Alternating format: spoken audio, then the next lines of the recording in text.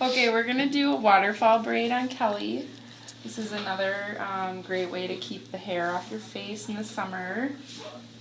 And instead of just throwing it into a ponytail, you can do a cute little braid. So you start it off like a regular French braid. And you want to cross it over a couple times just to get the braid started. And now with this strand, I'm going to leave kind of let down. And I'm going to pick up from her head a section of hair to cross over. And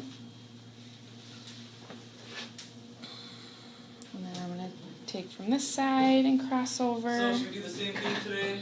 I think so. How about you? Yeah, but maybe do. And then leave that one down. I'm going to pick up from this side again.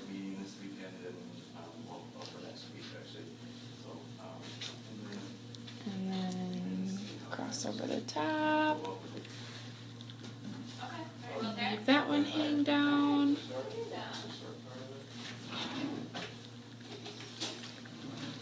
Pick up on this side again.